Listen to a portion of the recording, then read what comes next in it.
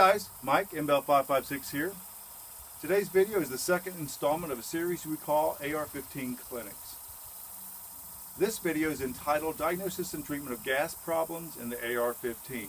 Does your AR-15 have too much or too little gas to operate reliably? We're going to talk about the diagnosis and treatment of these problems. But first, let's review briefly the anatomy of the gas system of the AR-15. So gas flow to operate the semi-automatic AR-15 starts in the gas port in the barrel as the cartridge is discharged. Before the bullet leaves the end of the barrel, pressure builds up in the barrel and then leaks as the bullet passes the gas port, and this drives the system. So we have the gas port. The second part of the system then is going to be the gas block. There are various forms of gas blocks. This is just representative of the gas block. Then the gas goes through the gas tube, enters the gas key in the bolt carrier group, the gas key. The gas enters the gas key from the gas tube. Gas is then directed into the internal piston and cylinder of the bolt carrier group. You have the ventilation holes here. These are the exhaust holes. As the bolt is locked, gas pressure builds up, drives the piston and bolt head forward. As the gas rings are sealed in the cylinder, the gas rings will then pass the level of the exhaust ports, and then the high pressure is exhausted from the bolt carrier group. So first we want to talk about 3 diagnostic tests we can use to look for signs and symptoms of gas problems in the AR-15. Those 3 tests are the 1-round mag test, the angle of ejection, and bolt bounce. So let's take a look at each of those 3 issues, and then we'll go into the diagnosis and treatment. Remember, for this series we've broken down guns into 3 categories: factory new guns, new home-built guns, and used guns. And the reason for that will become evident as we go through these diagnostic tests. So let's talk about the 1-round mag test. This is a test, in my opinion, that should be done on every new gun, whether it's a factory gun or a home-built gun, and every used gun that was functioning well and now is displaying problems with cycling. The 1-round mag test just verifies that your gun is getting enough gas to function reliably. What you do is just take 1 round in a dependable magazine, and the idea is we want to make sure that there's enough gas to drive the bolt carrier far enough back that it will engage the bolt hold open device.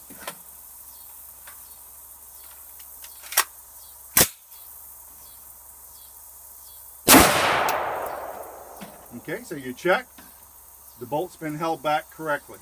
So you know that at a very minimum, you're getting enough gas in your system to cycle that bolt the way it should be. For demonstration purposes, I'm using a rifle that has an infinitely adjustable gas system. The rifle was tuned for proper amount of gas, and what I've done is restricted the gas about 5 clicks so we can demonstrate the bolt hold open test. 1 round in a magazine. And now that we've cut the gas back a little bit, let's see if it's still enough gas to hold the bolt open.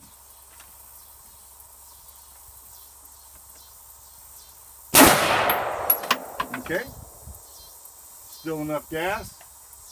We'll turn it down 5 more clicks and do the test again.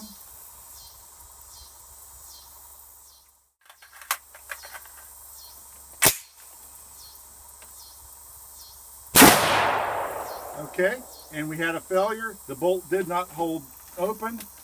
If we look for the casing, it wasn't quite enough to extract and eject the casing as well. So in that situation, we verified that we don't have enough gas in the system, and this would be a diagnosis of too little gas. So next we're going to look at angle of ejection as a way to measure whether your gas is on the high side or the low side of the normal range. Now, you don't need to get all caught up about your angle of ejection if your gun is functioning fine. If your gun is functioning, then you can look at the angle and you can know that, well, my gun is kind of operating on the low side of gas or on the high side of gas, but you really don't need to change anything. Just be aware of that.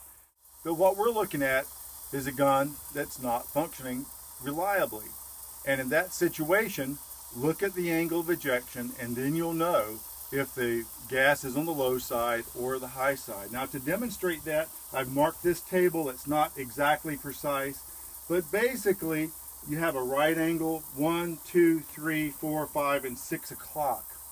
And the angle of ejection is related to the bolt velocity. The faster the bolt is coming back, the harder that casing is being ejected. It hits the deflector, and if it hits really hard, it bounces straight forward. And if it hits really soft or barely touches it, it's going to bounce toward the back.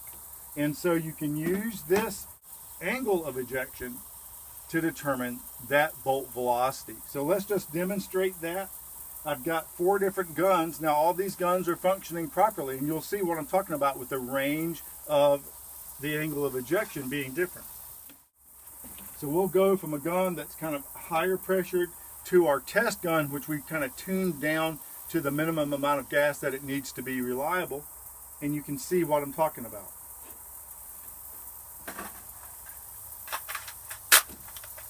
And hopefully you'll be able to look at the casing. I'm going to hold the gun forward so that the deflector is approximately in the center of the table.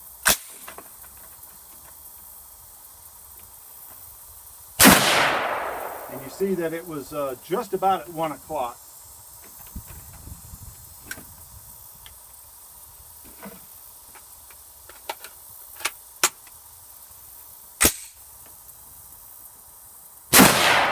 That was about 3 o'clock.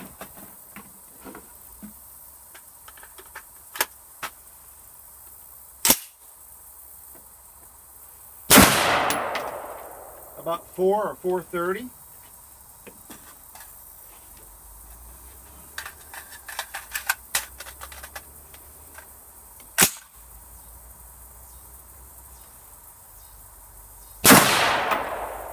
And almost 5 o'clock.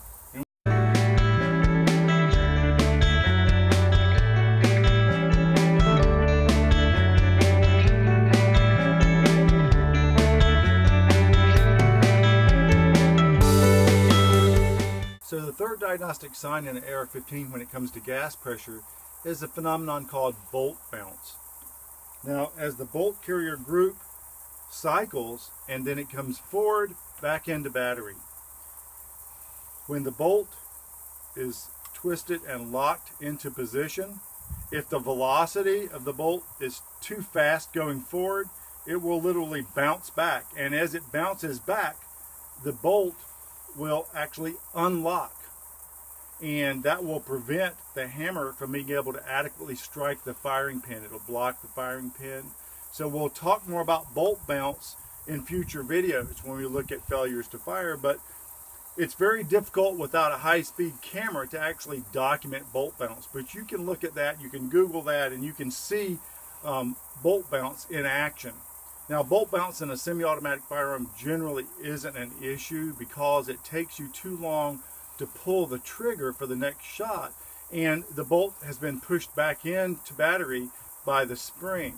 It does come into play often in a full auto gun, but it is a sign of too much gas pressure in your gun, and it will eventually lead to additional wear and tear on your firearm.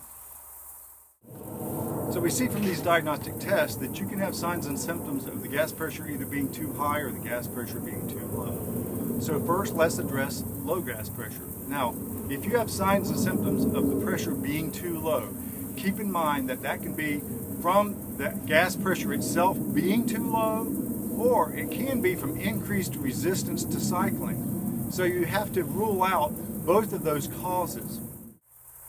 Of those two problems, you should always rule out increased friction first. And remember, in our video series, we're looking at guns in 3 different categories: factory new guns, new home-built guns, and used guns that were working well and now they're having malfunctions.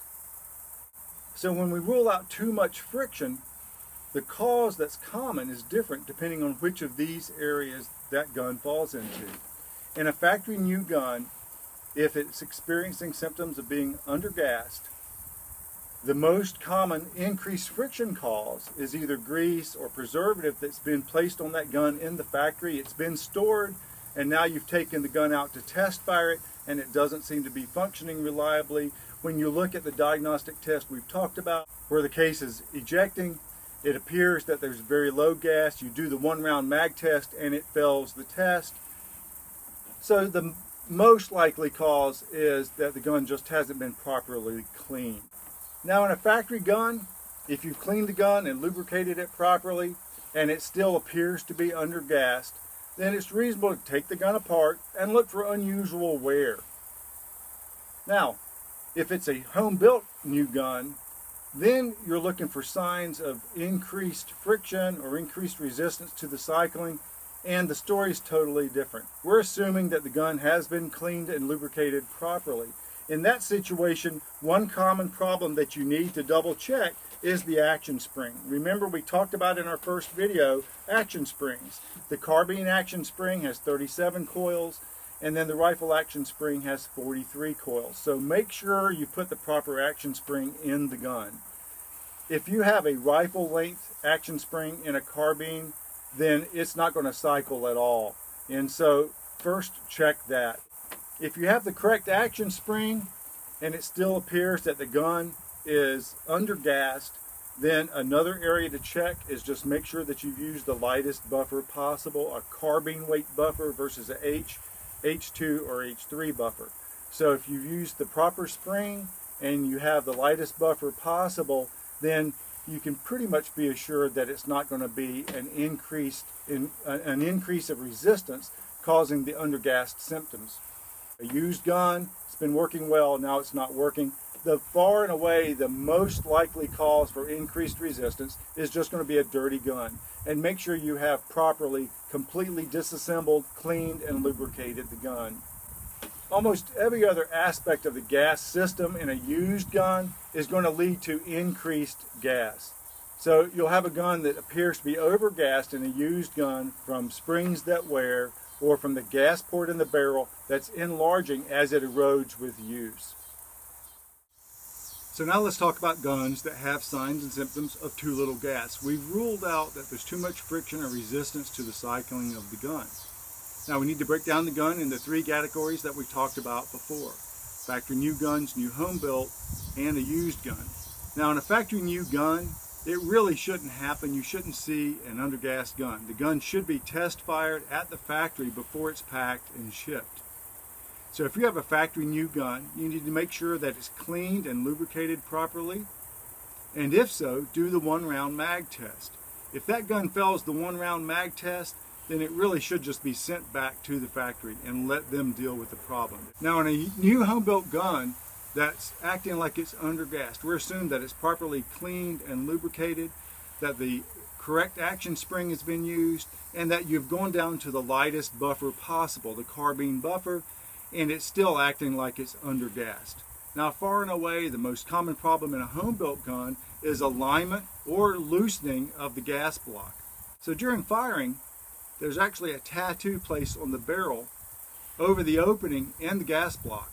And that way you can check this mark on the barrel and see how it aligns with the gas port in the barrel. Now I want to show you that.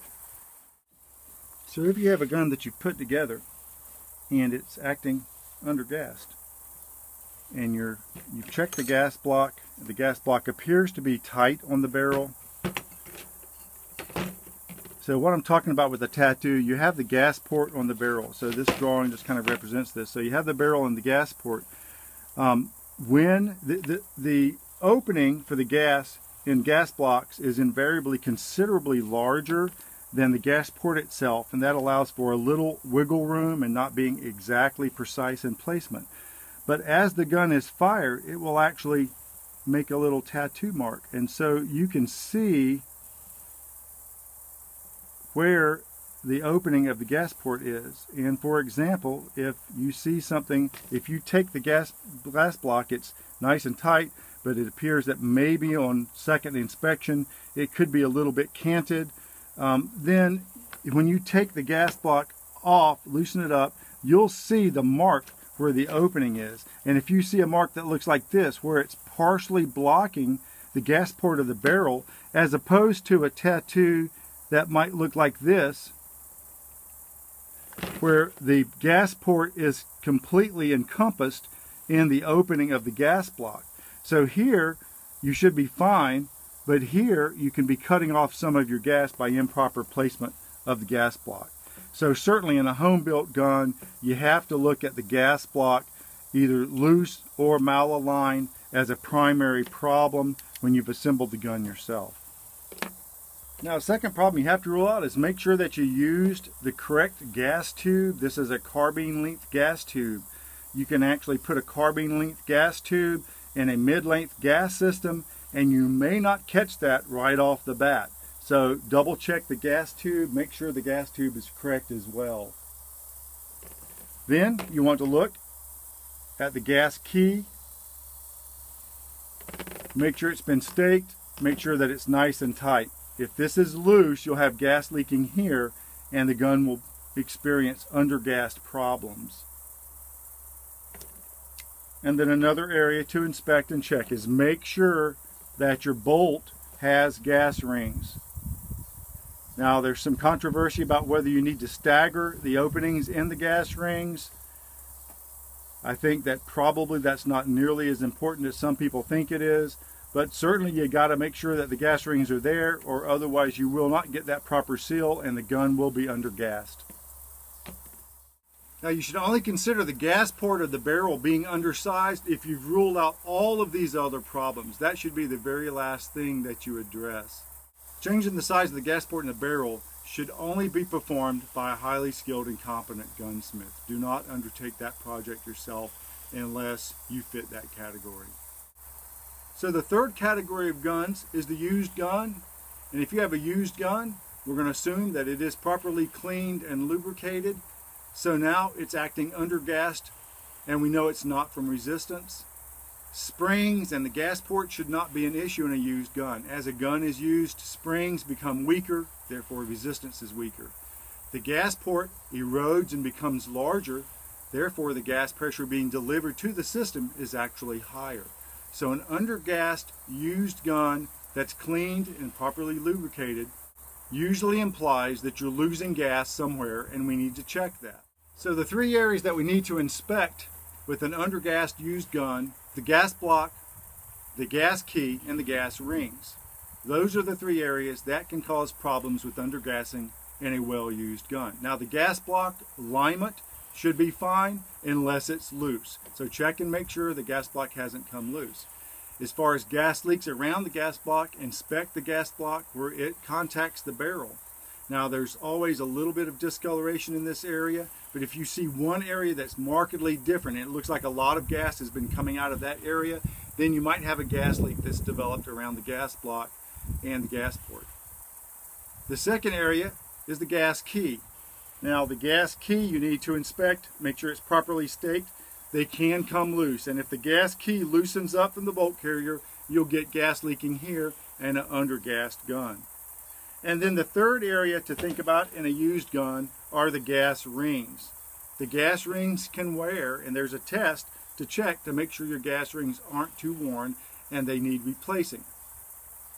So let's go over that test real quick.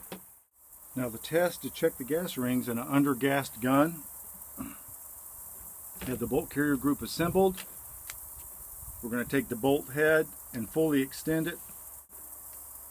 We'll stand the bolt carrier group under its weight, and if the bolt head stays extended, then there's enough friction with the rings and inside the cylinder of the bolt carrier, and those rings are not worn, so that's not an area of gas leak and problems. You have to push pretty hard to get that bolt to go down. Now, what I've done for demonstration purposes, I've taken the gas rings out of this bolt, and we'll just show the test failure.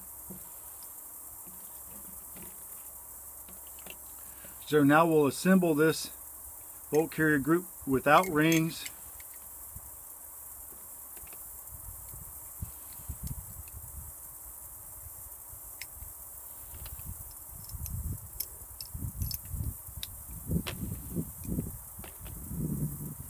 In this situation, there's a lot less friction, and the test is going to be to extend the bolt, stand it up, and see if it'll hold the weight, and it doesn't. It drops down. So this is a failure of the gas ring test. So be familiar with that. It's a quick and easy check to make sure that your gas rings aren't too worn, and that's another area that can cause low gas in the AR-15. Now let's talk about too much gas. Now too much gas can be too much gas or too little resistance. Now the things you can do to change the resistance are use a heavier buffer or an extra power spring. Those are the two easiest things. But let's just talk about too much gas in the system. You can start by making a judgment about that by looking at the angle of ejection. If you have a gun that's ejecting almost straight forward or 1 o'clock, and you're having occasional failures to extract, look at the brass.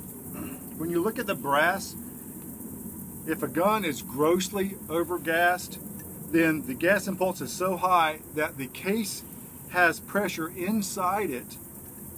At the same time, the bolt is trying to unlock and extract. And you'll actually see marks on the base of the brass where the extractor has pulled some of the brass. Okay? So inspect. If you have failure to extract, inspect your brass and make sure that you don't have signs of overgassing. Now in a factory new gun, what I found is that most factory guns are slightly overgassed. I think that is to aid in reliability of the cycling. But if you have a factory new gun that appears to be overgassed and you have brass signs, you're looking and there's failure to extract, and you look at the case and there's been part of the casing actually pulled off by the extractor, then I think that gun should probably be sent back to the factory and inspected.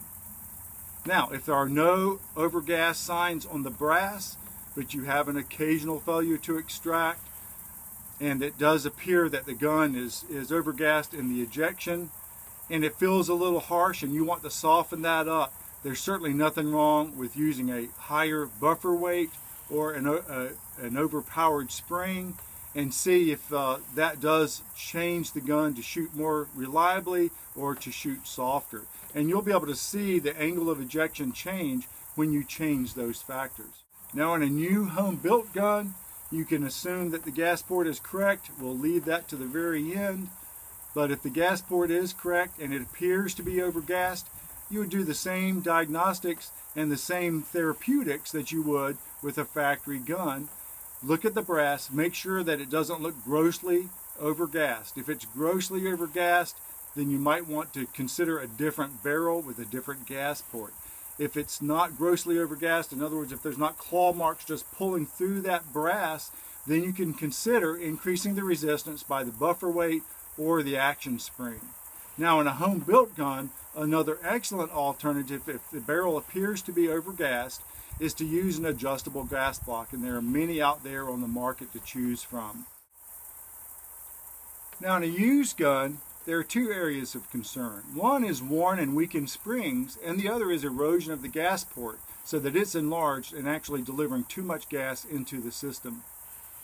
Now as far as the worn springs go, any spring with use will weaken. The carbine action spring should be at least 10 1/16 inches long when it's uncompressed and relaxed. A rifle length spring should be a minimum of 11 3/4 inches long when it's relaxed. So measure your springs if there's a question. If they appear to be compressed and weakened, then change the action spring, and that should help. If the spring doesn't seem to be the problem, then consider increasing your buffer weight. If you can't correct the overgassing problem with increased power springs or with heavier buffers, then you can consider an adjustable gas block.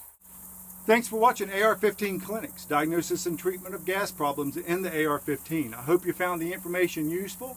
If you did, please consider hitting the like button and subscribing to our YouTube channel.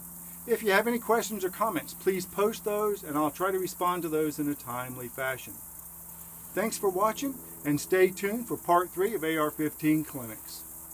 We'll look at common failures in the AR-15, and then we'll apply what we've learned to try to make the diagnosis and correct the problem.